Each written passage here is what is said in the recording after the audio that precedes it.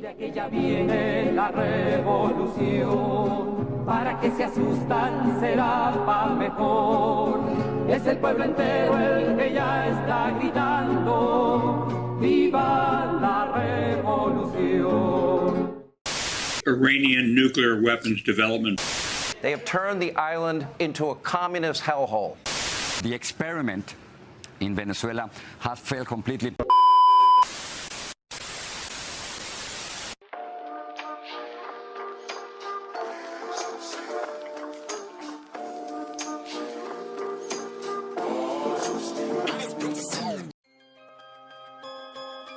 That great man, V.I. Lenin, at the turn of the century, wrote a book entitled Imperialism, the highest stage of capitalism. Is it? Imperialism, the highest stage of capitalism? Yes. If one would read this little pamphlet, one would see here that Mr. Lenin had precisely pointed out that all of the world had already been conquered and divided by colonial powers. There was no else in the world left to be conquered or divided by colonial powers. This is the time when Zionism comes to rise.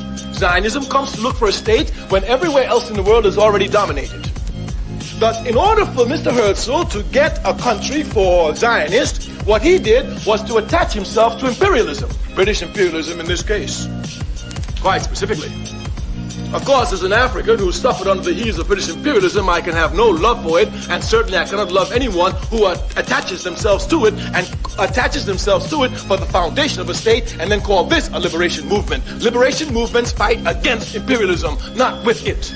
The legal foundation of the State of Israel is what is known as the Balfour Declaration. This declaration was issued in 1917. A man in the government of Britain named Balfour wrote a paper and promised the Jews a national home. The national home he promised them was an area which Britain was colonizing, Palestine. Palestine didn't belong to the British. These British imperialists signed the note and gave it to the Jews and they accepted it. Where is the morality for this? If you say that Israel belongs to you, then you don't go to a thief to get Israel, you go and take it. Once you go to an immoral being such as British imperialism, and this is the basis for you getting the land, then clearly here those who are truly liberation fighters must question this. The basis, we say, is the Balfour Declaration, and Zionists know it. The Zionism is certainly not a liberation movement, because it never fought against any imperialism. As a matter of fact, today, Zionism is the baby, child, and infant protector of imperialism in the Middle East. It carries out the interests of American imperialism. As a matter of fact, Zionism and American imperialism is like this. If our tax dollars would stop giving money to Israel, the state would sink tomorrow. And certainly no one can deny that American imperialism is the leading imperialist nation in the world. So we cannot see how a liberation movement is so tied, string and ham to American imperialism. They work hand in hand with American imperialism.